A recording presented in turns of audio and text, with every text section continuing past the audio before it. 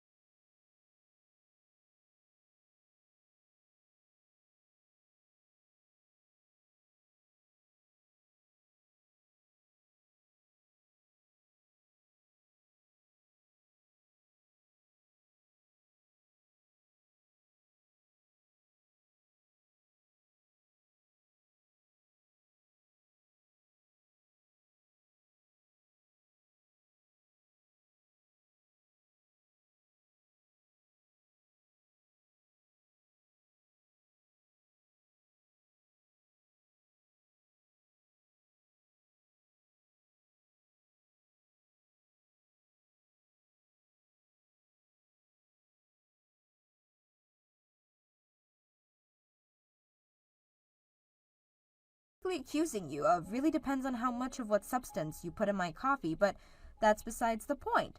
I know you did something to my coffee. How? Because I switched cups with my husband. You did? I felt bad about it because I knew there was always a risk that he wouldn't notice in time and drink it, but I had faith that he would catch on, and sure enough, he did. Right afterwards, he texted me to ask me about the coffee, and after that, I told him about everything you've been doing to me over the years. You had no right to do that. You're trying to make me look like a psychopath of my own son. How many times do I have to tell you that you need to stop making accusations without evidence? You're right. I still don't have any hard evidence. I have to hand it to you. You're good. You did a fantastic job on concealing your cruelty and not leaving any evidence behind. Until now, that is. You're not going to be able to talk yourself out of this one. Nonsense! It's obvious that the problem is that this was a bad batch of coffee. I'll have to contact the store I bought it from and get a refund. You see, I didn't intentionally put anything in your drink. It was all an accident. I know what bad coffee smells like, Mom. I'm not that stupid. In the coffee itself, what was the problem? Then why was mine the only cup that smelled odd? How am I supposed to know? All I know is that I had nothing to do with it. If it's true, then can you explain the bottle of drain cleaner that was on the counter next to the coffee maker? The cap was off, too. What else is right next to the coffee maker? The sink, you simpleton! I was cleaning the drains before you got there. Wow, you are good, Mom. Like, really, really good. Not many people can come up with a lie on a spot like that. It's not a lie. It's me explaining why yet another of your accusation against me is false. I wonder how much longer you'll be able to keep up that facade. You were caught, Mom. Rick knows. He's angry. And you are in deep, deep trouble. In trouble with my son? Girl, you really do not understand this family. My son could never get angry at me. You can think that way if you want. We'll find out the truth soon enough. In the meantime, I suggest you come up with an apology as good as your excuses are. Not that it'll do you any good. Mom, are you there? Hello? That's weird. Why aren't you responding? It's me, Cindy. Rick. Oh, really? What are you doing with your mom's phone, Rick? I just walked in the room intending to confront Mom over what she did to you, but she took one look at me and bolted out the door. What? She did? How embarrassing. If she prepared to poison me, she should prepare to face the consequences. But running away before the conversation even starts, I guess we can take that as a confession anyways. I'll go out and look for her. She's got a bad knee. She can't run for more than a couple blocks before she'll start breaking down, so I'll catch her. And when I do, I'll take care of her. You sure jumped into action, Rick. Thank you so much for doing this. You're the best husband I could have asked for. No, a better husband would have noticed that his mother was abusing his wife a lot sooner than me. Don't be so hard on yourself. What's important is what you did after you noticed. Really though, she ran away. That's kind of disappointing. Right? I was psyched up to give her a lesson she'll never forget. It's weird too, because in our conversation up until now, she's been super confident that that you would take her side. So either she genuinely doesn't think she's done anything wrong, or else she's just one of the best actresses in the world. It's the latter, definitely. Mom's always had really good interpersonal skills. She can make pretty much anyone like her if she really wants to. But none of it is real. It's all an act. Deep down inside, she's just a bitter, self-serving, jealous old woman who's mad some girl stole her son away from her. But even still, it's shocking to think she was willing to go this far. I wonder what set her off. Any ideas? I would if it was because of the laundry thing from a few weeks ago. You remember the shirt I bought you for your birthday? Well, she ripped it to shreds, along with a bunch of our other clothes. You're kidding! I wish. And when she did, I did something I don't usually do. I stood up to her, told her directly that I knew she did it and wanted it to stop. That must have been what did it. You're gonna have to get her good for this, Rick. Oh yeah, I intend to do just that. I'll bet. All it took was one look at your face for her to run like a scared little kid, huh? You must have come at her looking like the Grim Reaper or something. Don't worry, that was a side of me that you will never have to see. That's why I sent you home. I didn't want you to be around when I got like that. Wow, Rick, it makes me so happy to see you get so angry on my behalf. Like I said, I'm just fulfilling my duties as your husband. I'll take care of her really quick and be back home in time for dinner. Would you mind whipping something up for me? In the mood to cook? Sure, I'll make your favorite chicken stir-fry. Nice! Looking forward to it. Hey, could I make one request? Anything. You name it, it's done. I've been dealing with anxiety every time we go see your mom for as long as we've been married. I would keep it to myself because I was afraid of what would happen if I came between you and your mom. It was sure to cause a lot of friction in our marriage, and without any evidence, your mom could have just talked her way out of it. She needs to know exactly how she made me feel all this time. Don't let her off easy, Rick. Make her pay. Your wish is my command, milady. Now if you'll excuse me, this knight in shining armor has a dragon to slay. Figuratively, of course.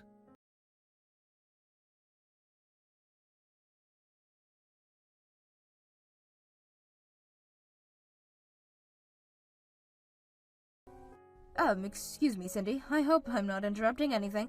If you wouldn't mind, I'd like to a brief moment of your time. I'm not going to insult you and say anything inappropriate at all. My son made me see how unacceptable my behavior towards you was, and I want you to know that I'm very, very sorry. So whenever you get a moment, if you could help me with something, I'd deeply appreciate it. What do you want? It's my son. I haven't been able to speak to him for a month. He won't return any of my calls or texts. It's tearing me apart inside not being able to speak with him. Could you ask him to give me a call, anytime soon? Even if I wanted to help you repair your relationship with your son, and I don't for the record, but even if I did, it wouldn't do a bit of good. He won't talk to you. But why, though? Why won't my own son give me the time of day? You should know better than anyone else why that is. I know it has to do with that nasty little incident with the coffee from last month, but don't you think I've been punished enough already? If you're still calling it a little incident, then I'd say it's clear you need more punishment. But he lectured me for hours on end that day. The things he said to me, it was too much for my poor old heart to take. I was crying for hours until he left. Yep, that's still not enough. Then tell me what punishment would be enough. A complete and indefinite severance of ties. Never contact us again. That's ridiculous, though. I'm aware that I was in the wrong, but don't you think this is a step too far? No, I don't, and neither does Rick. Cutting you off was his suggestion, by the way. He felt terrible about taking so long to realize what you're doing to me. He spent as much time that evening apologizing to me as he did scolding you. He told me that he wants to spend the rest of his life making amends. That means completely shutting you out and devoting himself entirely to me. Oh, that's it. I can't talk to you. I'll just have to go over to your place and talk to Rick directly. Don't waste your time. We're not there. What do you mean? We moved. You did? But when? A few days ago, actually. We've been preparing to move ever since that night Rick blew up on you. It was tough to look for a new place on such short notice, but Rick managed to find a super nice apartment that's just what we needed. He never told me about that. What's your new address? You think I'm gonna tell you? Not a chance.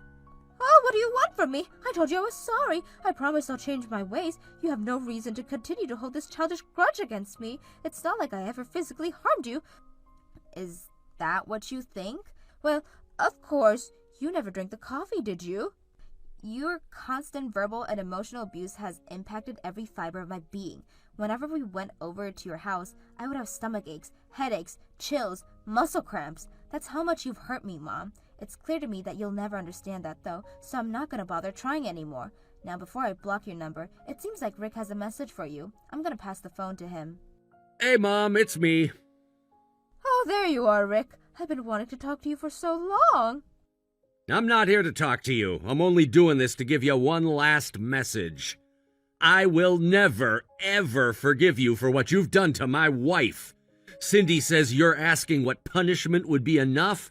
Well, there's no punishment that would be enough for you. The wounds you've caused both Cindy and me have cut deep, and the only way we can begin to heal is to remove you from our lives. If you feel at all sorry for what you've done, you'll spend the rest of your life cursing yourself for being such a fool. Goodbye. Okay, did you get all that? I'm gonna block your number now. This can't be. Why is this happening to me? You really need to know. You're a bad person, a monster really, and an even worse mother. The only person who sees you as some saint-like maternity figure is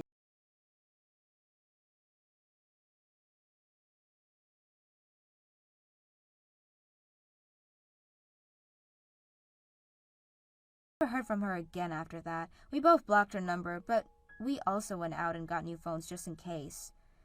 It didn't take Rick long to forget all about his wicked mother. Now he spends as much time as he can on making me feel as loved as possible. I have to admit, cutting off contact with his own mother was a really big move, but the weight of the decision just goes to show the weight of his love for me, and for that, I'll forever be grateful. I want to spend the rest of my life repaying him for the love and kindness. Mike, tomorrow you're going to take Faith out to play, right? You remember the promise, don't you? About how you'd be taking her to her favorite park for the day? Huh? Of course I remember. You don't need to keep asking me. It's fine, really. You say that, but you always forget, don't you? How many times have you canceled plans with Faith at the last minute before again? I don't think it's been that many times. I'm sure I've kept most of the promises I made. What are you talking about? You've actually kept fewer promises than you've broken. You're always saying that you'll take her out, but then something comes up and it falls through. I'm telling you, you really need to spend more time with Faith. She's always asking for you, and you hardly ever follow through. It's really sad how little attention she gets from you. I do spend time with her. We go to the park together on my days off. I'm not ignoring her, you know. Jeez, can't you just let a man be for once instead of nagging them to death? You just take her there and leave her to play by herself, though. That's not really spending time with her at all, actually. You just sit there and she has to entertain herself like always. That's not playing with her, Mike. You need to actually get involved. Faith often says she's upset because you don't play with her, and it breaks my heart to hear that. She's been waiting for you to play with her, and you just leave her alone. Don't you see that? No, I really don't think that's what happens. I'm sure she has a good time, even when I'm not actively playing with her. I heard from her that you just sit there looking at your phone while she plays alone. Honestly, I'm getting tired of hearing this. You probably don't even realize how much she needs you to engage with her. You're probably just playing your games again, right? That's why she's been feeling so neglected. Tomorrow, when she's looking forward to spending time with you, make sure to actually play with her this time, okay? You've got to stop letting her down. I already play with her, I do, but Faith is always asking for more. I can't be at her beck and call all the time. She's the one who's being too demanding. If you were really spending enough time with her, she wouldn't feel the way she does. She wouldn't be saying all that. She just wants to be with you, to feel like you're really there with her. She's not being selfish. She's just asking for your attention. It's not a lot to ask, is it? You really need to stop blaming her and start looking at yourself. I don't think you realize how much she craves your affection. She needs her father, Mike, not just someone who's physically present, but not really there emotionally. Oh, please, I'm not the one who's at fault here. You're just spoiling her too much, that's all. You're the one who always gives in to whatever she wants, and now she's just acting out because of it. I don't think I'm the one who's really making her this way. Oh, come on. You're the one who's spoiled, not Faith. You were the youngest son in your family, always pampered and treated like the special one, so I'm not surprised that you're so selfish. You think everything revolves around you, and you never want to admit that you have any flaws. Maybe you should take a good look at yourself before blaming anyone else. You've got to be kidding me! You're always so critical, always pointing out my flaws. It's getting really old, you know. You always have something to complain about, but you don't see your own issues. It's like you don't even care about how much you nag. It's exhausting. Faith is an only child, Mike. She doesn't have anyone else to play with on her own. Her parents should be the ones to spend time with her, especially on her days off. She's been waiting for tomorrow, all excited about you taking her out, and you can't just cancel on her like you usually do. Do you understand how disappointed she'll be? She's looking forward to it so much. You need to follow through for her sake. Don't break her heart again. I said I get it. Can you stop nagging now? I understand, okay? I'll make sure to spend time with her, but you don't have to keep repeating yourself over and over. If you were a good father to begin with, I wouldn't have to say anything at all. But you're always all talk, making promises and never keeping them. You act like you're this great dad, but you never actually do anything. I'm not asking for perfection, but I do expect you to be involved, to take some responsibility, and I'm not seeing that from you, Mike. You just sit there criticizing me, but when it comes to doing something yourself, you're never there. What's that supposed to mean? It means that you talk a big game about being a father, but you don't back it up with actions. You always have something to say about my parenting, but you don't even help. You don't play with the kids. You don't take responsibility for anything. It's like you think being a dad means just being there sometimes, but you have to actually do things too. You're neglecting your role, and it's affecting Faith. She's craving your attention, but you're too busy doing other things. I can play with her, I'm telling you. It's just that you're always on my case and I can't take it anymore. I'm doing my best here and it's frustrating to hear you criticize me all the time. If I try to do anything, you say it's not good enough. It's always something with you. You say that, but I don't see any real effort from you. It's just words, Mike. You've been neglecting Faith and you can't even see it. Maybe it's time for you to stop making excuses and start acting like the father you're supposed to be.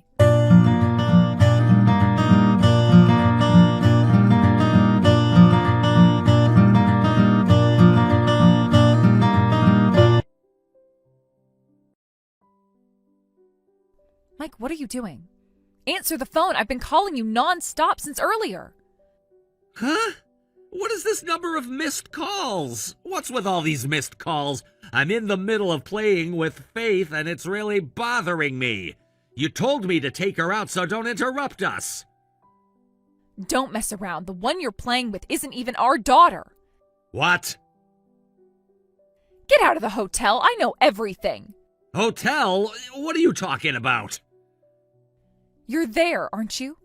Are you sleep-talking or something? There's no way I'm at a hotel. Faith is with me, too.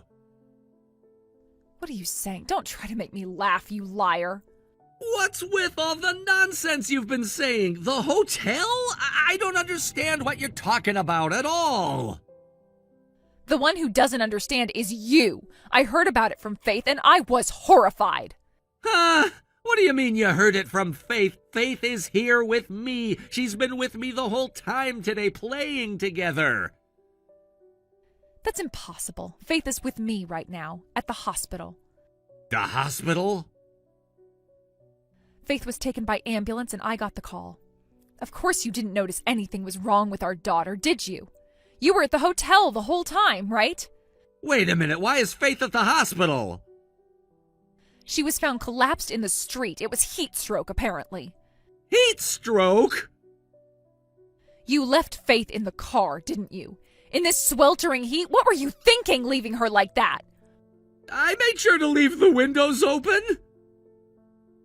Are you stupid? Opening the windows doesn't make any significant difference in the car's internal temperature. Faith couldn't stand it and tried to escape from the window on her own. It's a good thing she's a smart kid.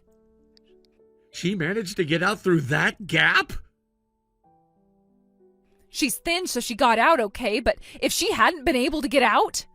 Someone passing by called an ambulance and she was rushed to the nearest hospital for treatment. So she's okay? By the time I got to the hospital, she had regained consciousness. She's able to talk now. I see. That's a relief. But still, how did they contact you? Faith has all kinds of allergies from birth, right? Whenever we go out, I make sure to give her a contact book. A contact book from her kindergarten? Not the kindergarten one, I made a separate one. I guess you never noticed it all this time. I didn't know anything about that. I've talked about it several times before, though. You just weren't paying attention. It contains a list of things she's allergic to and emergency contacts. It's for when something happens, so she can get the right treatment immediately. You're really thorough. You're kind of overly nervous, though. But thanks to that, I was contacted. That cautiousness paid off. Anyway, Faith is fine, right? She's fine, but she's been saying something weird. Something weird? She pointed out the window and said, "Daddy went into that castle over there." You understand, right? There's a big hotel shaped like a castle on the outskirts of town. And of course, it's not a normal hotel, is it? I can even see it from her hospital room. That's how I knew you were at that hotel. There's only one reason someone would go there, right? You're with some woman now, aren't you? Yeah, that's right. But even so, you don't have the right to yell at me about it. You have some nerve acting all big and tough when you're the one who cheated. I haven't even heard an apology from you yet. The reason I cheated was because there were issues at home. My wife lost her charm, and Faith is spoiled and selfish. Of course I ended up looking elsewhere. What is that? Are you blaming us now? Are you saying that your cheating is our fault? When a husband cheats, it's usually because the wife doesn't do enough to keep him at home. If you don't put in any effort to keep your husband happy, this is what happens. I'm angry about the affair, but more than that, I am furious about what you did to Faith. Do you realize that Faith could have lost her life because of you? Do you understand that? You are an awful father. In the end, she's okay, isn't she? So what's the big deal? That doesn't mean you get a free pass. Did you think buying a bunch of snacks for Faith would make up for it? Faith agreed to stay in the car. It's not like I forced her. Faith told me she was scared of you and couldn't say no. She said you told her to stay in the car and threatened her not to tell me. I didn't threaten her. Again, Faith is lying. She's just like you, a troublesome woman. To blame Faith after you made her suffer? What kind of person are you? She's recovered, so just go home, quickly. It's a waste of money for her to stay in the hospital. You're not going to visit the hospital? What's the point? I'm not gonna pick her up. You two can go home by yourselves.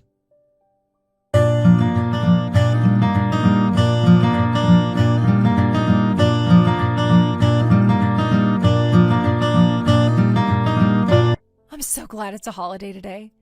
It was a last-minute call, but everyone's going to come over. Are you planning to just ignore the messages? Well, whatever. The sisters are heading to the hospital where you are now, so... All right, see you soon. What? My sisters are coming here? Oh, you replied pretty quickly. Looks like my plan worked perfectly, huh? Are you seriously telling me my sisters are coming here? Yep, that's right. All 4 of your sisters are on their way. It's been a while since you've seen them, hasn't it? You usually avoid meeting up with them, don't you? Are you that uncomfortable around them? Did you contact my sisters to tell them to come? Who else would I contact? I've made sure to tell them all about what happened today. What the hell are you doing, airing our family's delicate issues to the outside world? You never even contact them, so why today of all days? Huh? What do you expect me to do? You're hopeless and useless, and all you ever do is get defensive and refuse to take any responsibility. So I decided to let your sisters handle this. You've gotta be kidding me. Your sisters are all furious with you. And can you blame them? You cheated, put our daughter's life in danger, and then tried to make it our fault. Your sisters are not going to let you get away with this. Why, of all people, did you contact my sisters? I figured your parents would be too weak for this. You're the youngest of 5 siblings, and you've never won a fight with your sisters, have you? You were always pampered by your parents because you're the youngest son, but your sisters? They're terrifying. Those sisters of mine are monsters! You have no idea how scary they are! Well, those scary sisters of yours are actually coming together to handle this for you. This is really helping me out. The one who lives closest to you is probably already on her way here. Can't wait to see what happens. Already? This is seriously bad! You should have just come to the hospital already. It's your own fault for digging yourself into this hole. Call my sisters and tell them to go back right now! It's too late for that. They're already on their way. If you had any time to complain, you should have run away by now. You might even get caught with your little affair partner too, you know?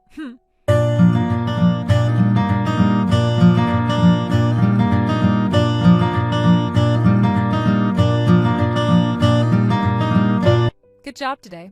I was able to watch the entire scene when you got scolded by your sisters during the video call.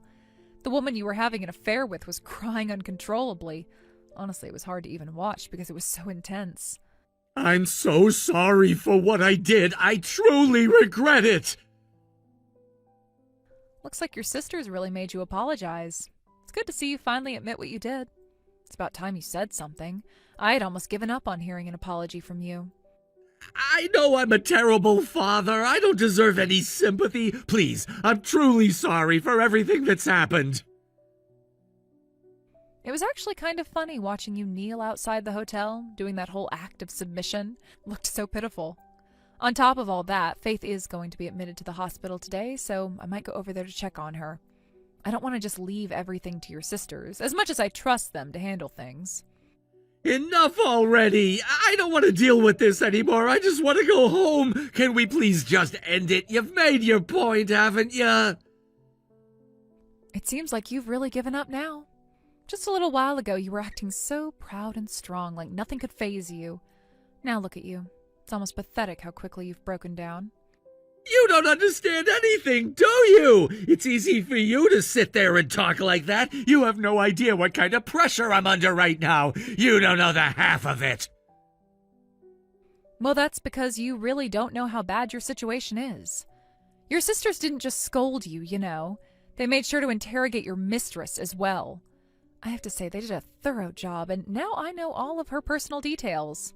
Her name, address, phone number, even where she works. I know it all now. Oh, really? So what else did you find out about her? She works at the same company as you, believe it or not. Wait, really? She works at the same place? Yes, and guess what else? She's married too. What? She's married? Yeah, apparently you two were planning to leave your spouses and be together. No, that's not how it was. She wasn't gonna leave her husband for me. This was just a fling, a momentary lapse in judgment. It wasn't meant to be anything serious, I swear. Come on, you're kidding yourself. This wasn't just a casual fling. If it had been, you wouldn't have been sneaking around like this. And now you're trying to cover it up by lying again. Well, your mistress's husband wasn't so naive. Wait, what? You talked to him? Yeah, I called him. I got his number from your mistress. Why would you call her husband? Are you trying to make things worse? Well, I had to explain the situation, didn't I? I told him everything. Of course he was furious. He's planning on suing you for alimony. What? Alimony? No, that can't be right. I don't have money for something like that. You can't be serious. Alimony isn't something to joke about, you know. You're going to be hit with a massive financial burden. And considering how you just bought that car, I'm guessing you're not exactly rolling in cash right now. I'm telling you, I don't have the money. I just made a big purchase. You don't understand how tough things are right now. Well, I'm not going to be the one who has to pay it. That's not my problem. Plus, I'm divorcing you, so I'll be in the clear. But I'm still going to sue you and your mistress for alimony. You'll be paying for this one way or another. Wait, double alimony? Seriously? That's gonna ruin me! Well, maybe you and your mistress should figure out how to split the bill together. After all, you're both responsible for this mess. I told you she's not gonna marry me! She's not serious about anything! Well, you're on your own then. Just don't come crying to me for help. By the way, don't even think about asking your family for assistance. Your sisters have already told your parents not to get involved and to let you handle this yourself. You've gotta be kidding me! Are your sisters hoping I'll go bankrupt? They said they want you to learn your lesson the hard way. They're not going to let you get away with this without facing real consequences. I have to say I respect them for not giving you any breaks, even though you're family. They really are ruthless, aren't they? Your sisters aren't about to coddle you. They want to make sure you never make the same mistake again. They don't care if it's going to hurt you. They're determined to make you suffer for what you've done. Okay, I'll pay the alimony. Just please don't make this worse than it already is. Especially if this gets out to my workplace. I can't afford for that to happen. You are really worried about your job image, huh? Well, I can understand that. If your affair gets out, you'll be in for some serious trouble. I wouldn't want to be in your shoes. I've worked so hard to maintain a professional reputation at work. My bosses like the image I've built for myself. If this scandal gets out, I won't be able to show my face at work again. My career will be over. Your reputation? You think you can hide behind that? It's all a joke. You're just fooling yourself. You should see how you really act when no one's watching. I'm not fooling myself. Everyone at work has to put on a good front. It's just how things are in the professional world. If this gets exposed, I won't be able to go back to my office. I'll be completely humiliated. Well, I guess you'll just have to live with that humiliation. You'll have to deal with the shame and guilt every day. That's what you get for making such foolish decisions. I should have just taken Faith to the park today. Why couldn't I just have been patient? Why couldn't I have made better choices?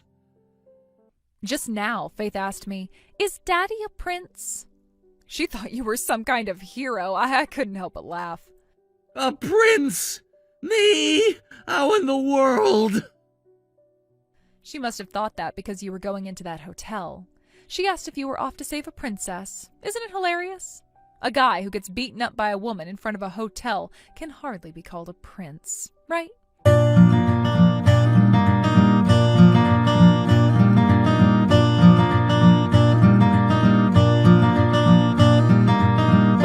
After everything that had transpired, Mike ultimately found himself in a situation where there was no escape. The ramifications of his infidelity were far-reaching, and despite his initial hopes that things could simply be smoothed over, it became increasingly evident that such wishes were nothing more than a fantasy. The damage had already been done, and the consequences were unavoidable. He was forced to pay a substantial sum in alimony, a financial burden that would haunt him for years to come. It was the least of what he could do, considering the betrayal he had inflicted on both me and our daughter. At first, Mike had thought he could avoid the full impact of his actions, but reality hit him hard when he was faced with the legal and emotional consequences of his affair. Although the woman with whom Mike had been involved didn't immediately end her marriage, the consequences for her were just as severe. While she had managed to keep the facade of a happy marriage intact for a time, it became apparent that the affair couldn't stay hidden forever. Despite her husband's apparent willingness to stay, it seemed that she couldn't escape the ripple effects of her betrayal. The affair had left scars that were impossible to cover up, and eventually, those wounds began to bleed into every aspect of her life. Not only had she destroyed the trust in her marriage, but she also had to contend with the fallout of her actions at work. She chose to quit her job, leaving behind her career, possibly in an attempt to avoid the judgment and the consequences of the affair becoming public knowledge. Word had gotten out about her involvement with Mike, and it didn't take long for whispers to start circulating. Gossip spread like wildfire through the office, and her position there became untenable. She may have thought she could carry on with business as usual, but once the affair became public knowledge, it was impossible to ignore. She resigned under the pressure of the situation, likely hoping to escape the scrutiny that was building around her. The gossip in the workplace spread far and wide, and it did not take long for everyone to know what had been going on. It was as if the entire office was talking about her and the affair, discussing the affair in hushed tones, and wondering how she could have let things get so out of hand. The whispers weren't just about her actions, they also included details about her personal life and her relationship with Mike. The affair had become the subject of office gossip, and it was impossible for her to return to work as if nothing had happened. Her reputation at the company had been tarnished, and there was no way to repair the damage that had been done. She probably wished she could go back in time and undo everything, but the truth had already been exposed, and there was no going back. As for Mike, while he stayed at his job, it wasn't without difficulty. He was forced to endure a level of discomfort that he hadn't expected. Despite his best efforts to act as if everything was fine, it was clear to everyone around him that the affair had affected him deeply. The gossip and judgment from his colleagues were inescapable, and he soon realized that the facade he had tried to build had crumbled. He wasn't able to carry on as if nothing had happened. The judgment from others was something he couldn't ignore, no matter how much he tried. He found it difficult to focus on his work, constantly preoccupied with the rumors and whispers that followed him wherever he went. It wasn't just an issue of office gossip. It was the overwhelming sense that everyone knew what he had done. His colleagues, who had once respected him, now looked at him with a mixture of disappointment and judgment. Despite the strain of being in that environment, Mike chose to stay at his job. Perhaps he thought it would be easier to simply ride out the storm, to wait for the scandal to blow over. But as time passed, it became clear that nothing would ever be the same again. The affair had shattered not only our marriage, but also his sense of self. His image at work had been forever tainted by the betrayal. He couldn't escape the fact that he had hurt me, his family, and others who had trusted him.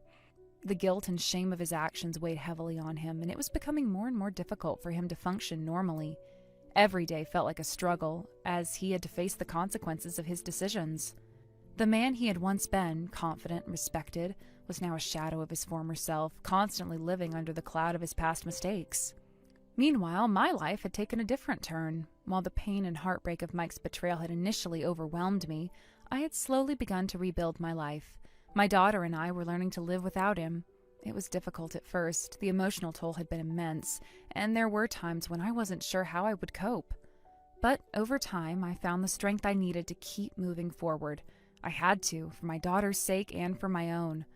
The world didn't stop just because of Mike's mistakes, and I had to find a way to navigate through the mess he had left behind. I couldn't afford to wallow in self-pity. I had to stay strong for her.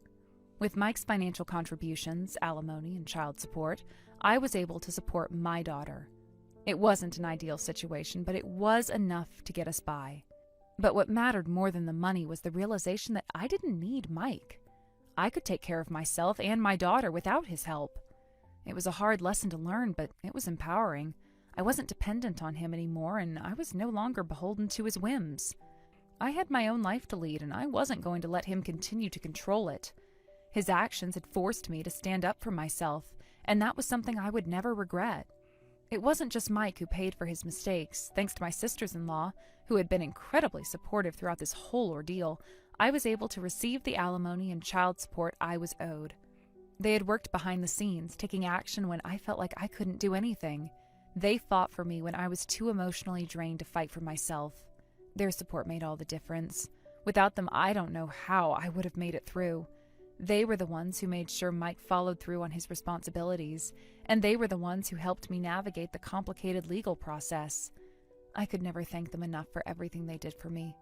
The money I received wasn't something I planned to spend frivolously. I didn't want to live from paycheck to paycheck. Instead, I decided to save it for my daughter's future. I wanted to make sure she had the best possible opportunities when she got older, and I knew that education would play a huge role in that. The money Mike and I had once shared, the money he had stolen from our family's trust, would now be used to build a future for her. This money wasn't about getting back at him. It wasn't about revenge. It was about securing her future. My daughter deserved every opportunity I could provide her, and I wasn't going to let Mike's mistakes dictate the course of her life. My daughter, for her part, didn't fully understand what had happened. She was still so young, and the complexity of adult relationships was lost on her. She didn't yet comprehend why her father wasn't around, and she didn't understand the significance of the hotel where Mike had betrayed me. She was still innocent, and I wanted to protect that innocence for as long as I could. She was too young to know the depth of the betrayal that had occurred, but I knew that one day she would have questions. One day she would want to know why things were different, why her father wasn't a part of her life.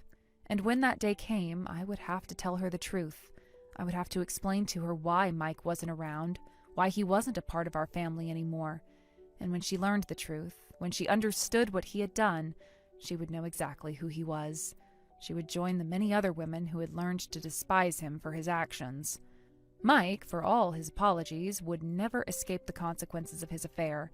He could say he was sorry 1,000 times, but it wouldn't change anything. The damage was done, and there was no going back. He had lost the trust of everyone who had once believed in him, and he had lost the respect of his daughter, too. No amount of money or apologies could fix what he had broken, and I, for my part, was finally learning to live without him. I had found my strength, and I wasn't going to let his mistakes define me. I was building a future for my daughter, one that didn't depend on Mike or his lies. Thank you for watching and listening. We hope you enjoyed the video. Don't forget to like this video and subscribe. Also, feel free to leave a comment about what you thought of the story. We look forward to seeing you at the next story. I forgot to mention it, but I'm going out with friends for dinner tonight. I'm not sure how late things are going to be for us, but don't expect me to be home before you go to bed. Huh?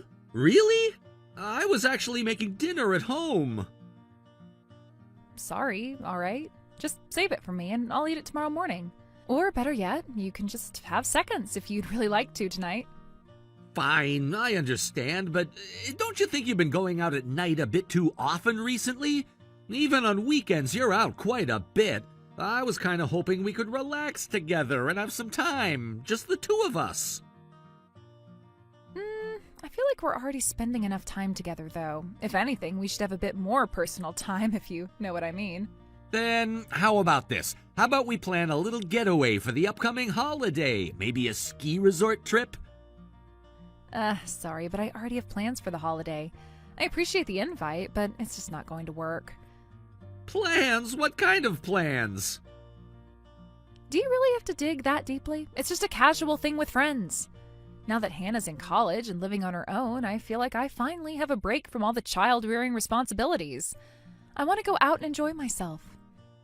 Look, I get it, I really do. It's just, couldn't you make some time for me too? It doesn't have to be a lot. I just thought it might be nice. It would be fun to just sit back and watch a movie or something. Hey, women have their own things to enjoy, right? Lots of my friends are at the same stage now. Our kids are grown up, so we're all finding time to enjoy ourselves. I feel like I've done my part, and I'm ready to enjoy life a bit. Don't you think I've earned that? Now, I'm not saying there's anything wrong with going out, but lately it kind of feels like you've been neglecting things at home. Oh, please. You're perfectly capable of handling house chores yourself, aren't you? Yes, I am. That's why I've been trying to do more around here. I cook, I clean, I've been keeping things in order. Then there's no problem, is there? If you're handling it yourself, why do you have to bring it up with me? I've been the one doing all the housework for years. I think I deserve some time to enjoy myself now. All right, I understand. But even so, I'd like for us to have dinner together every now and then, or maybe go out and enjoy a quiet outing. We used to go on drives together. Why can't we do something like that again? Oh, please. Hearing that from you now that you're getting older? Hey, we're the same age, you know. Oh, but I take care of my appearance and focus on beauty routines, so don't go lumping me in with just any old man, all right? Okay, you have a point, but still. It just makes me a little uneasy when you talk like this. Uneasy? How? Well, I mean, it makes me wonder how things will be in the future. Once you're retired, for example. I feel like you're going to start suggesting little outings, and then there'll be times when you'll want to follow me around all the time, like a little goldfish that can't be left alone. Just thinking about it is a bit unsettling. Hey, I'm not suggesting we spend every second together. I just think it would be nice to slow down sometimes, enjoy some quiet moments together, that's all. Yes, I get it. But I still hope you can find a way to live without depending on me so much. Maybe you could even pick a new hobby or something. That way you'd have your own interests and you wouldn't be so focused on what I'm doing all the time. But if I'm not focused on you, wouldn't that mean we're just growing apart? Marriage is like that sometimes, Look, let's just end this conversation here. I'm out right now trying to enjoy myself. So please, don't text or call me for the rest of the evening. I'll catch the last train home, so just go to bed first.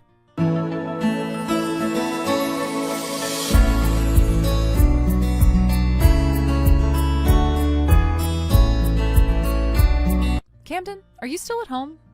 Yeah, I'm just about to head out to the supermarket to pick up some groceries. Sorry to ask, but could you swing by the dry cleaners and pick up my shirt? I want to wear it for the trip tomorrow. Sure, no problem. Do you have the ticket for it? It should be in the pocket of one of my recent jackets, I think. That's a little vague. It's in one of the jackets at the front of the closet, so you'll find it easily. All right, I'll look for it. So what time will you be back tonight? Probably around 8 p.m. I want to get a good night's sleep since we'll be leaving for the trip tomorrow. Got it. In that case, I'll make dinner for both of us. Oh, actually, don't worry about dinner for me. After my shift, I'm meeting a friend for a meal. I was hoping we could eat together since it's one of your days off. Can't be helped, can it? And don't act so pouty like an old man. It's kind of creepy. It's just that you'll be away on the trip tomorrow, and we haven't had dinner together for a week now. Once I'm back, I'll be home for a while, so we'll have more time then. All right, if that's the case. Oh, speaking of which, Hannah said she won't be coming home during her summer break. I was hoping we could do something as a family, but I guess that's not happening. She's a college student now. Spending time with friends is probably more fun for her than hanging out with family. Maybe so, but I feel like she should at least come home once in a while. She did say she'll be around on the 4th of July, though. Isn't it a good thing that she's becoming independent? She's a responsible kid. You don't have to worry about her getting into trouble. Hannah might be responsible, but who knows about the people around her? When she's home next, I should ask her about how things are going. If you start grilling her with questions, she's just going to think you're annoying, you know. With girls, it's better to maintain a bit of distance. If she ever needs help, she'll come to us on her own. You think so? I know so. I went through the same thing. Kids around her age appreciate being left to their own lives. It's good for them. All right, I'll hold back and won't be too pushy. That's for the best. So anyway, can you handle the dry cleaning for me?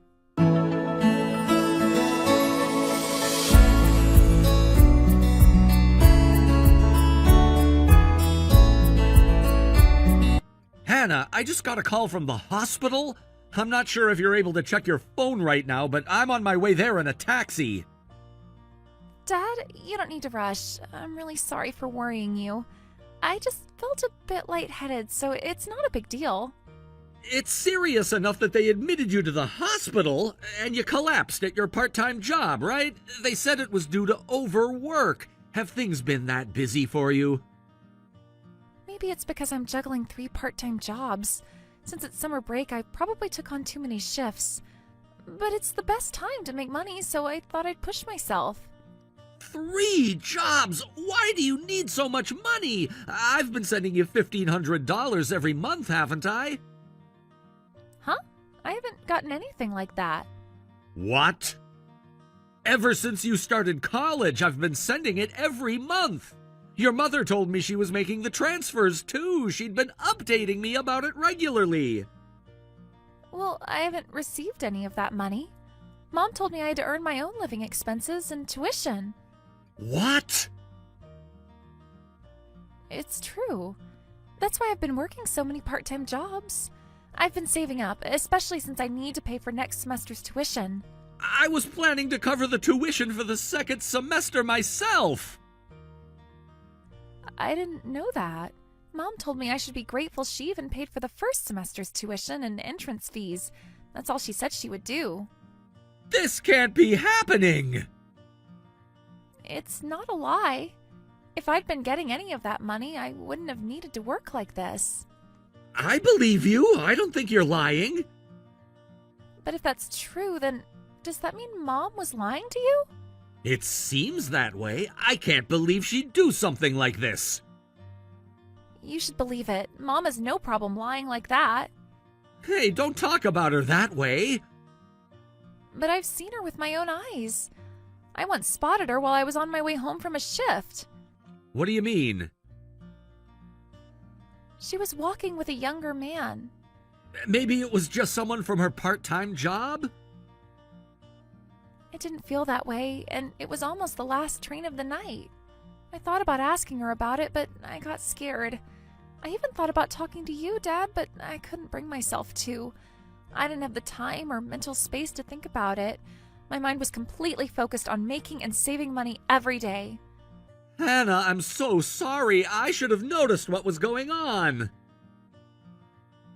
It's all right. I couldn't bring myself to tell you anyway. You kept reaching out to me, but all I could give you were curt replies. I kept telling myself that I shouldn't rely on you. Looking back, it feels foolish now. I could only think about myself back then. Hannah, stop working those jobs. I'll cover your tuition and living expenses from now on. Just focus on resting for now. It's your summer break, and I'm sure you have a lot of things you'd like to do. Are you sure? Of course! I was already sending you money from the beginning. It's your mom who complicated things. But what about Mom? What'll you do? I'll figure that out. To be honest, I'm in a bit of a panic myself right now. I'm sorry. I shouldn't have said anything like that. You didn't do anything wrong. Actually, I've felt something was off with your mother's behavior lately, too. Really? Yes, and right now your mother's out of town on a trip. This might be the right time for me to really think things over. Did you tell Mom that I collapsed? I left her a voicemail since the call went to her answering machine. She hasn't read the message yet, though. I see. All right, please be careful on your way here. I'm in room 515 on the 5th floor.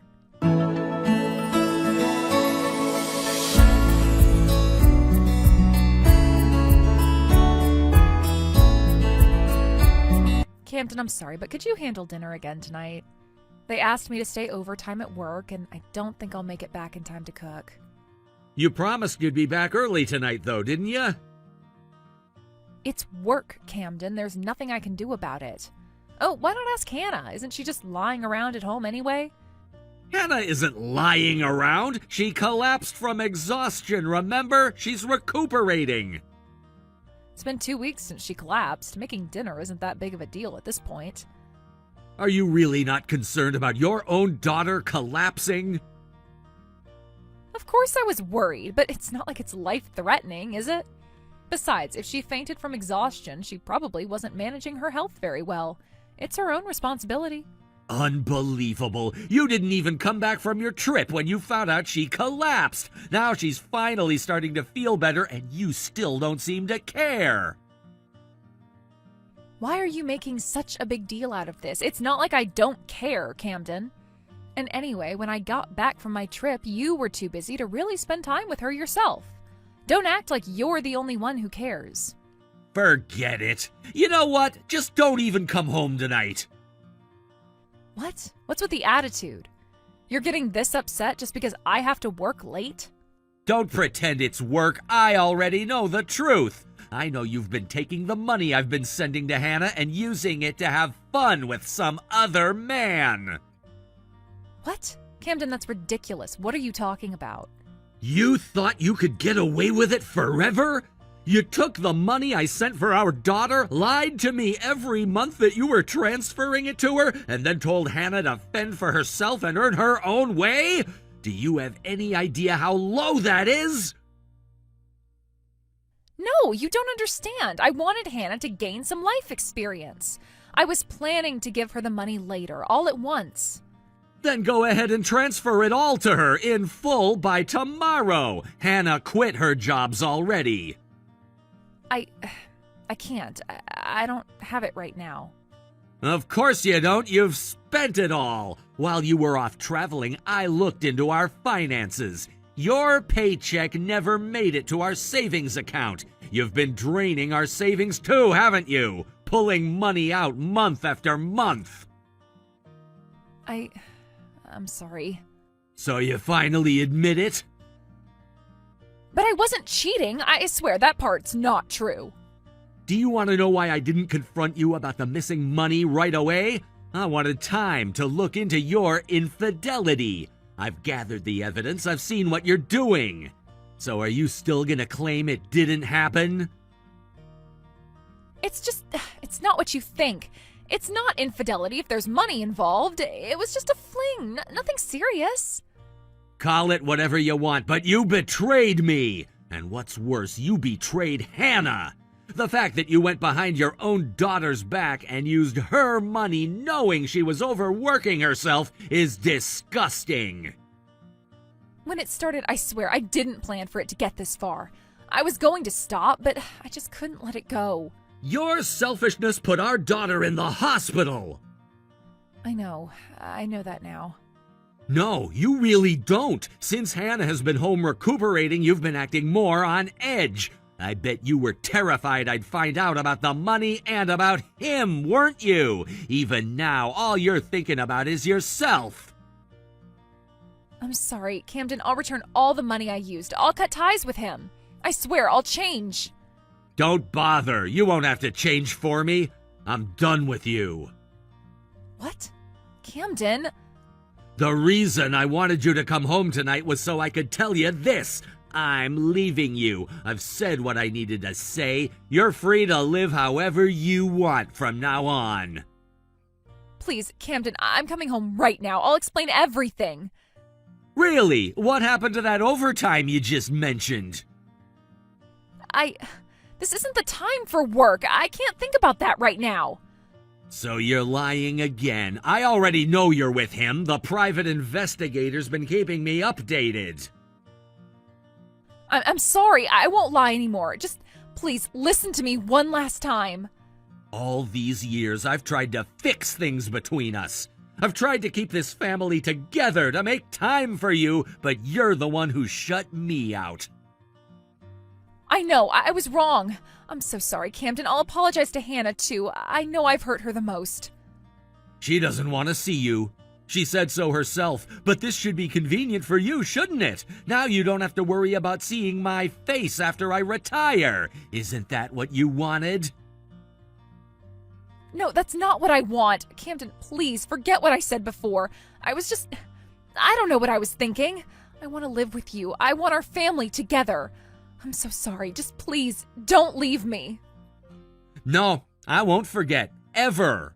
You're the one who told me not to rely on you and to live my life without you, remember? So I'll do just that. You don't have to worry about me anymore because I'm done worrying about you.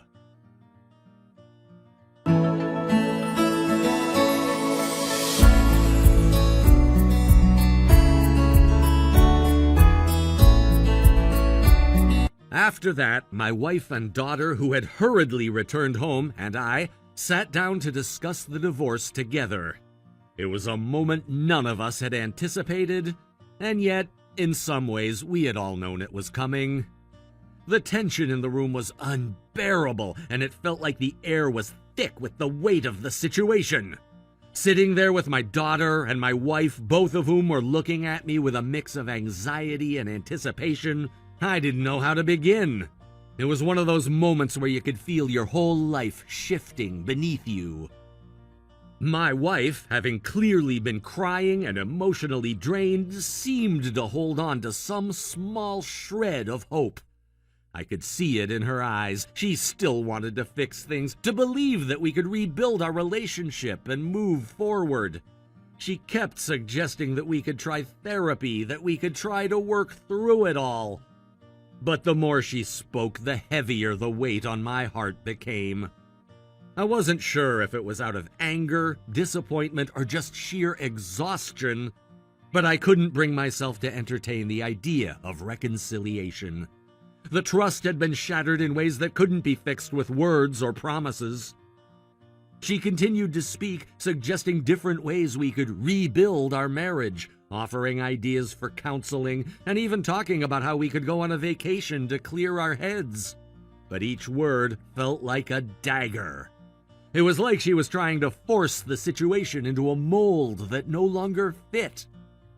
I had already come to terms with what had happened. I had spent weeks trying to understand, trying to come to grips with her betrayal.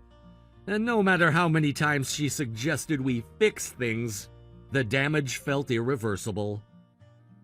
My heart was already heavy with the realization that this marriage was over, and no matter how much she wanted to cling to the hope of reconciliation, I couldn't follow her into that denial. She hadn't just made one mistake. It wasn't something that could be blamed on a single error in judgment. It was the culmination of months, maybe even years of lies, deceit, and betrayal. She had destroyed the trust that was at the core of our relationship. There was no going back from that. The conversation went in circles. Every time I tried to explain how deep the hurt ran, my wife would respond with more excuses, more apologies, and more ideas for how we could fix things. But it all sounded hollow to me. Her words were no longer meaningful because they didn't match the actions that had led us to this point.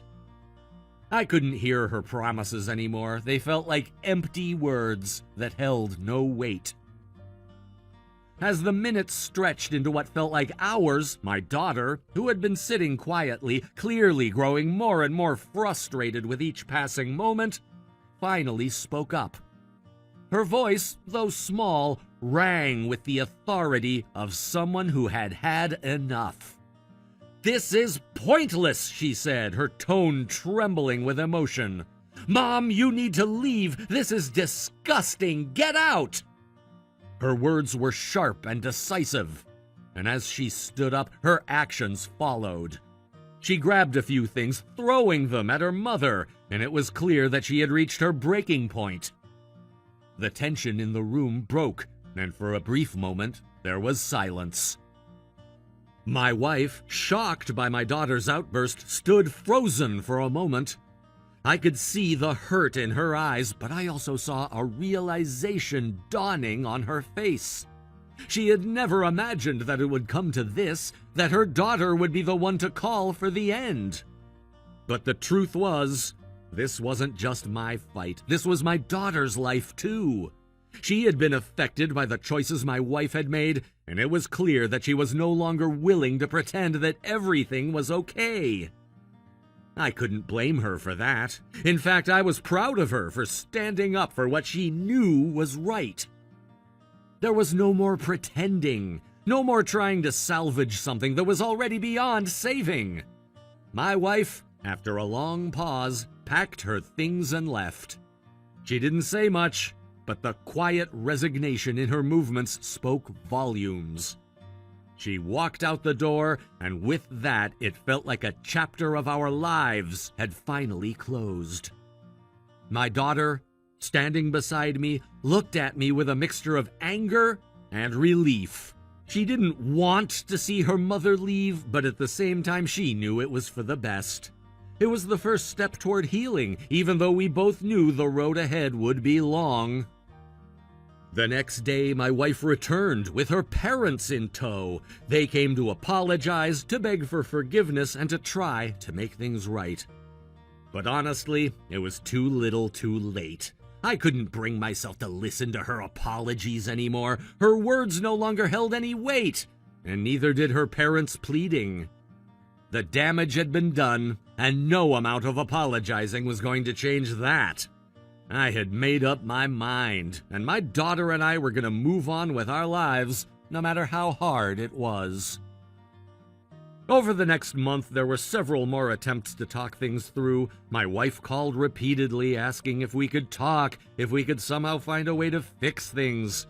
She wanted us to go to counseling, to sit down with a professional and work through our issues. But as each day passed, I felt more and more sure that this was not something that could be fixed. She had already made her choices, and those choices had led us here. I didn't want to keep going in circles, reliving the same painful moments over and over again. Finally, after weeks of emotional turmoil, we reached a point where we both knew the inevitable was coming. My wife reluctantly agreed to sign the divorce papers. There were tears, but they felt more like a release than anything else. It was over.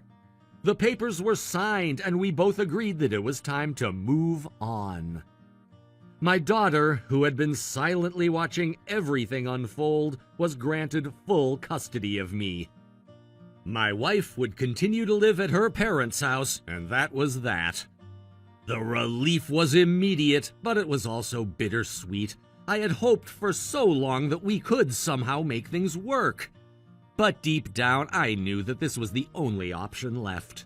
There was no other way. The lies, the deceit, the broken trust.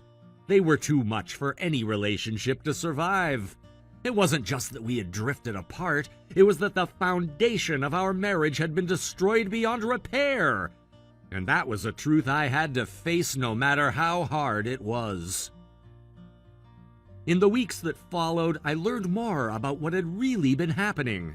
My wife had been involved with a younger man, someone she had met through a dating app.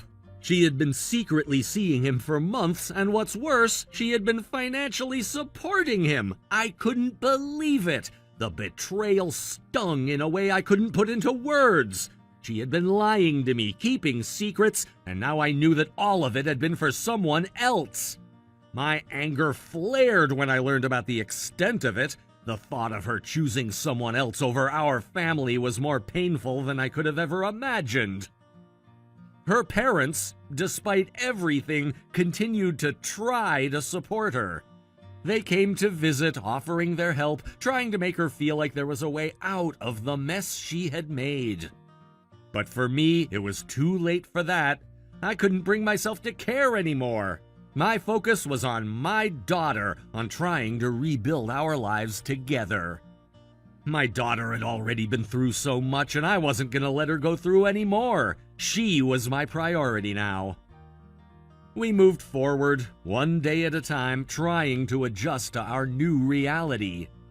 My daughter decided to move back in with me, even though she'd been living on her own for a while.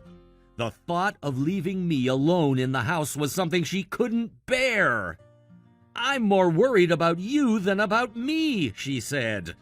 Her concern for me, after everything she had already been through, was overwhelming. I didn't want to burden her, but in that moment I realized just how much she had grown.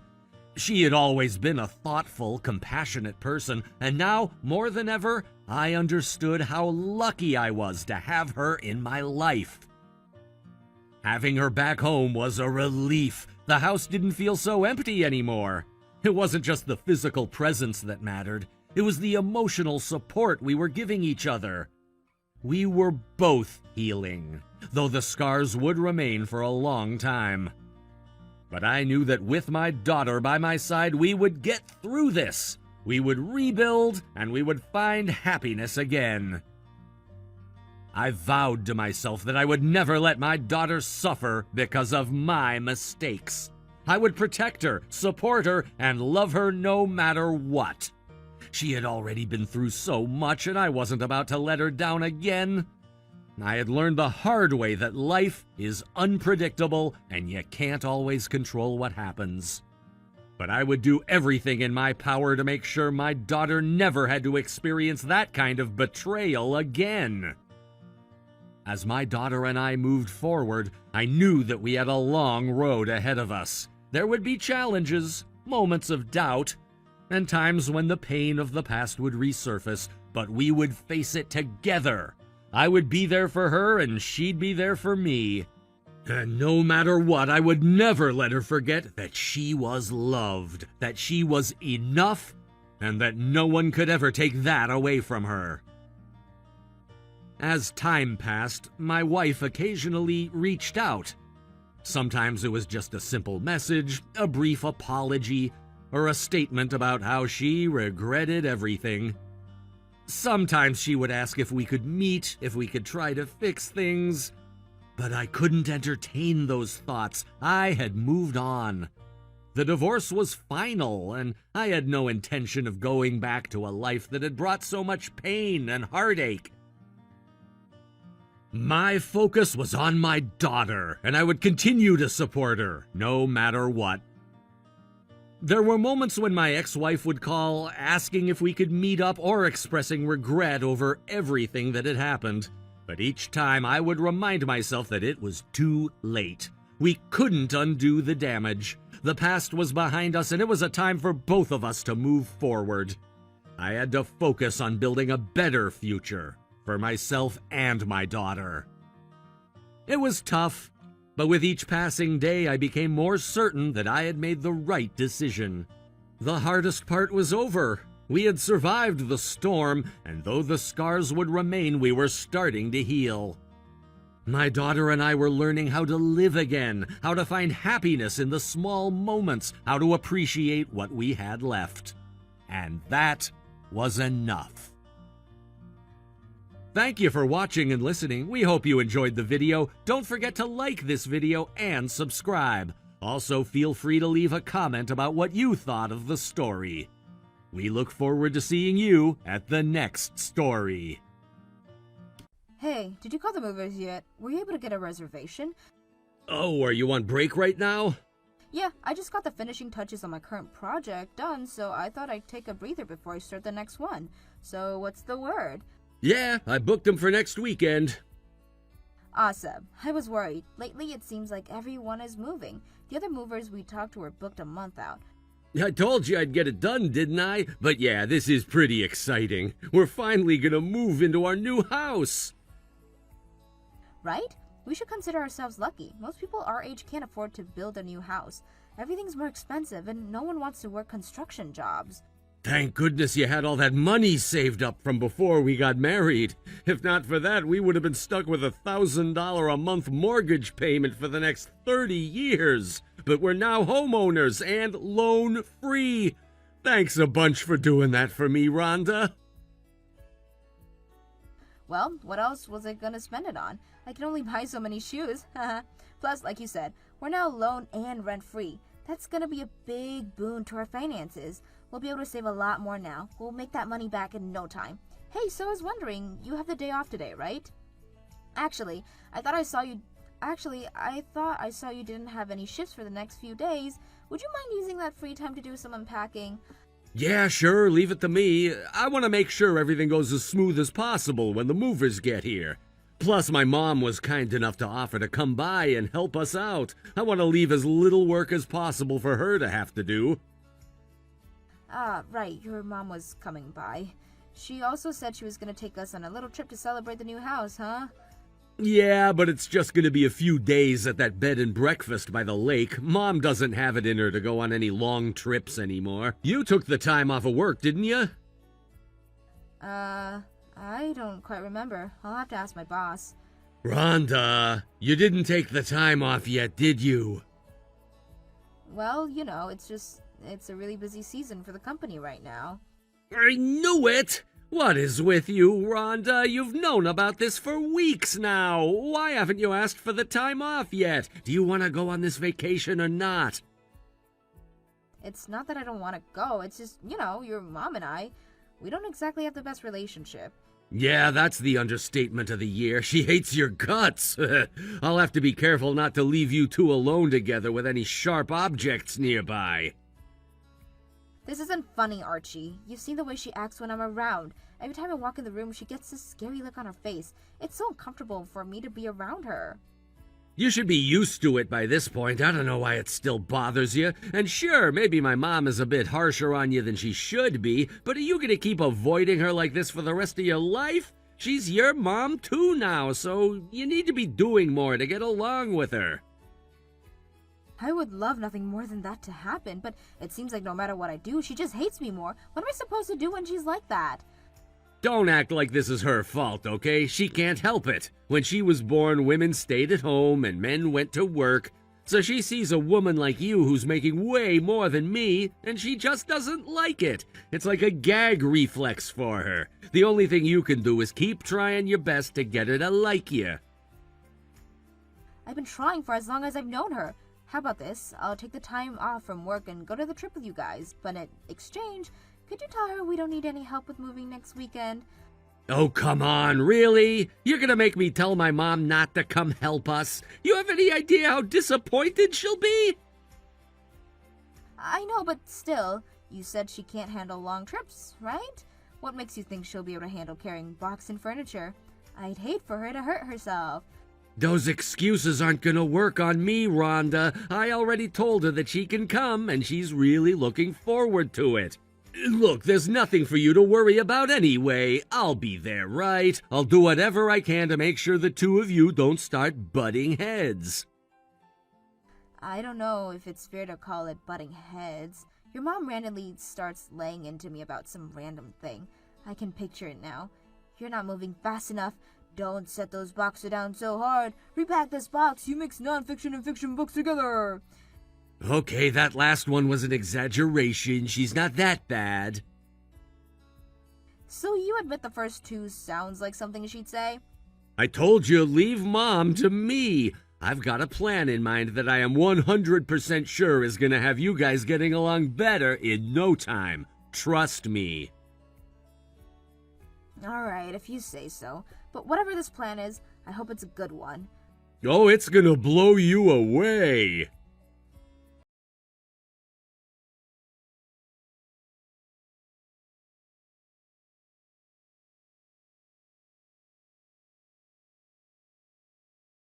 the hell, Rhonda? Where are you going? We were in the middle of a conversation and you just got up from the table and walked out the door. How do you think that made my mom feel?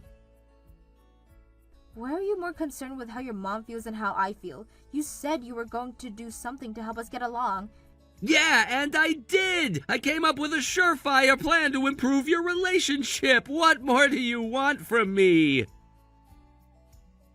You call that a plan? Are you out of your mind? You must be if you think that plan is going to do anything but make me miserable. What's wrong with my plan? I thought it was ingenious. Think about it. The two of you living under the same roof, cooking together, eating together, cleaning together every single day? There's no better way to improve your relationship. It's either you start getting along better or you'll end up killing each other. Yeah, and the later is far more likely. Though once again, it won't be me doing the killing. You take that back right now, Rhonda. My mom would never harm you. She's been nothing but awful to me, and you think forcing me to share a living space is going to make things better? No way! It's going to keep getting worse! How can you know that without even giving it a try? I'm not the only one who has to answer for anything, Archie. Let me ask you a question. I have not heard anything about this until today. Actually, it seems like I'm the only one who was out of the loop, seeing as though your mom was packing all of her stuff in the moving truck too. That means you and your mom planned this whole thing behind my back. Why did you make a major decision like me without asking me? I wanted it to be a surprise. I thought you'd be happy. You have to be kidding me! You thought I would be happy to live with a woman who has never wasted an opportunity to insult me? My mom seemed to be happy about the idea. We've been talking about it for a few months now. A few months? These conversations have been going on behind my back for months? This is unreal! I can't believe you would do this to me. I can't believe you would be so against the idea. Really, Archie? This is the woman who asks me when I'm quitting my job every time I see her. She acts like it's a sin for a woman to ever set foot out of the house. There's no way I'm ever gonna live with her. Not a chance. I refuse. I think it's time someone finally told you this to your face. My mom does have a point, you know. Oh my god. What point does she have? Let's hear it, Archie. You're my wife, but you barely ever do any of the housework. I'm the one who always has to clean up after your messes all the time. What? Okay, first of all, no, you are absolutely not the person who cleans up around this house. When's the last time you ever did the dishes? I'm pretty sure I did them last week.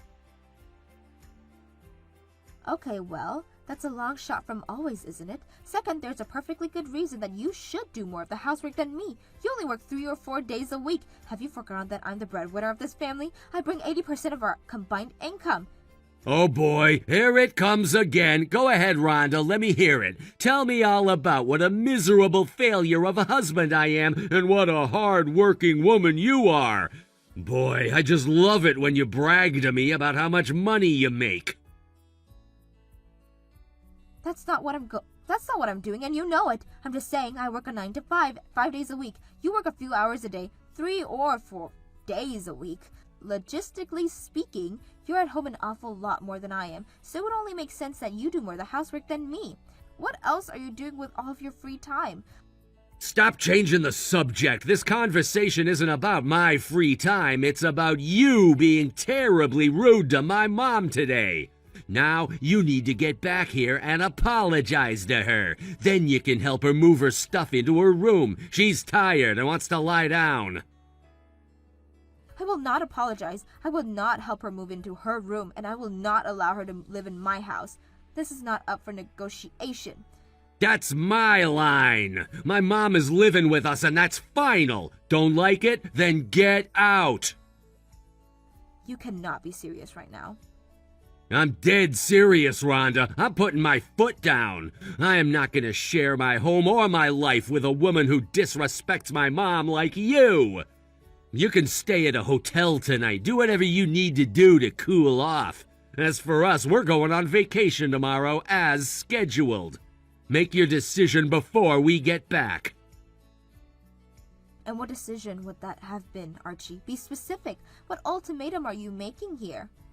I think you know what I mean. I don't have to explain anything to you, so think long and hard about your future this weekend.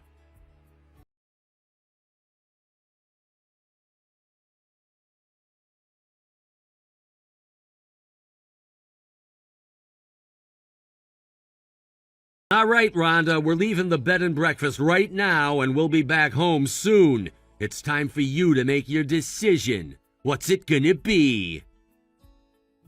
Welcome back. I've made my decision. I want to get a divorce. Unreal. You're serious about this? Once you make this choice, you can't take it back. I'm comfortable with my decision. Unreal. Absolutely unreal. You've lost your mind. What are you gonna do on your own? Sure, you've got a nice income, but you just exhausted your savings buying me this house. And you're just gonna walk away from everything? What an idiot.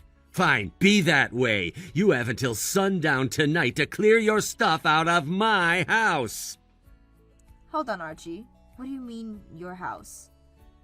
What other house could I be talking about? This house, the one you bought for me. I didn't buy it for you. I bought it for us, and I'm keeping it. You can't do that. It's our house. That means it's part mine. You chose to leave. I didn't make you leave. If you're gonna walk away from this marriage, that means you're walking away from this house. No, it doesn't, you moron. My name's on the title. That doesn't mean anything. It means everything, actually. I'm not gonna play this stupid game with you, Rhonda. You think I don't know what you're trying to do? Humor me. What am I trying to do, Archie? You're trying to scare me into taking you back. I know, you're terrified of losing me.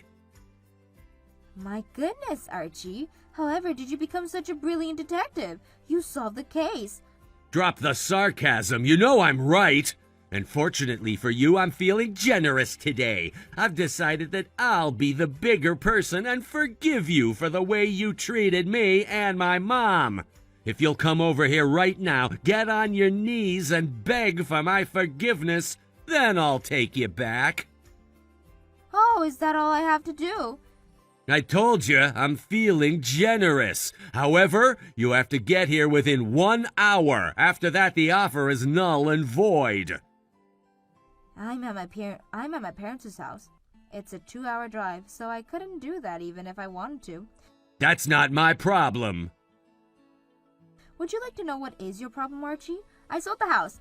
More empty threats? Is that all you have? You can't sell the house. You need my permission. I can sell the house, and I don't need your permission. You need proof? I already found a buyer. The sales was finalized earlier today. No way. I don't get why you'd be so upset. It should be good news for you. We're not divorced yet, so all the money I got from selling the house is legally a joint asset. That means when I divorce you, you'll be able to get about half of it. That's impossible. We've only been gone for a few days. There's not a chance you were able to find a buyer for the house and sell it in just a few days. The real estate market around here is red hot. Most places only stay up on the market for a few weeks tops. Granted, I needed to sell the house as soon as possible, so I had to take a pretty big hit on the price. I don't believe you. You're bluffing. If you don't believe me, perhaps the retailer sign with sold above it and the yard will convince you otherwise. You probably just put that there yourself. Okay, how about the fact that your keys don't work anymore? Getting locks changed on a house can be done in an afternoon. You're gonna have to do better than that. Alright, what would convince you I was telling you the truth? Maybe the fact that all of our stuff has been cleared out of the house and is totally empty?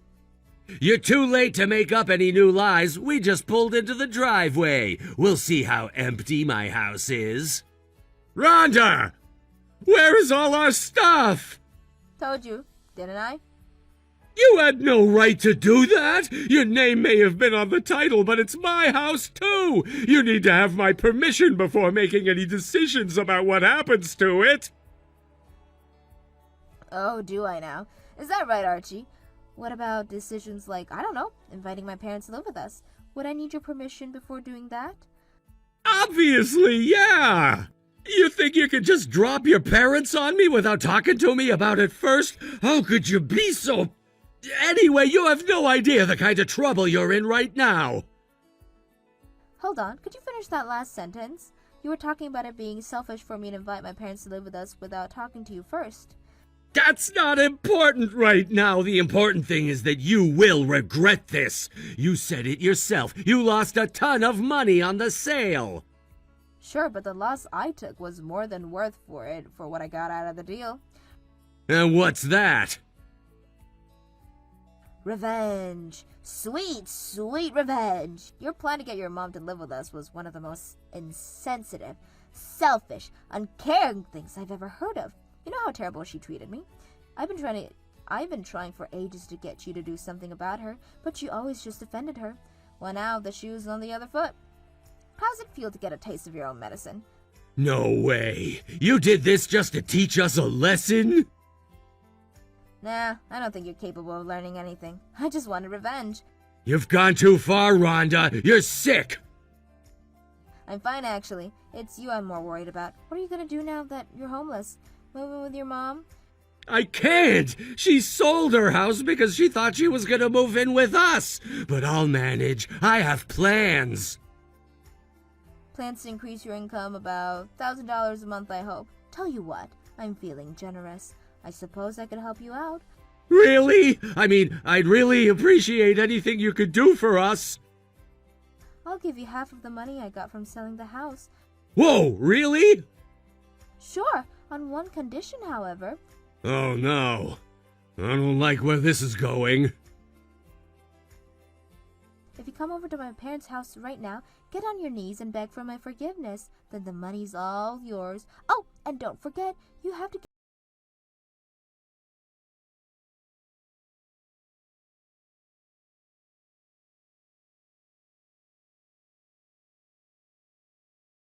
Obviously, Archie and his mom didn't make it in time. They did get a speeding ticket for their trouble, though. When he ran in the door, he immediately got down to his knees and apologized, but it was too late for him. I threw an envelope of divorce papers at him and made him sign them right there on the spot. Like I said, I had no choice but to split the money I got from selling the house with him. But even with as much money as he got from me, it wouldn't last long. He makes next to no money at all, and his mother has no savings left. Her only income is her Social Security payments, so they're going to have a pretty hard time of things from now on. As for me, being free from the stress of dealing with Archie's mother, I've been more able to focus on my work. My company has noticed my increase in motivation, and they're planning to promote me something in the near future. Also, not having to finance Archie's awful spending habits means I'm saving a larger proportion of my income than I ever did before. I'm working on building myself a new path in life for myself, one day at a time. My 10-year goal is to save up enough money again to build a new house for myself. I don't think it'll be very soon, but the day may come when I find someone who I'd like to share that home with. But this time around, I'm going to make sure he's not a lazy mommy's boy.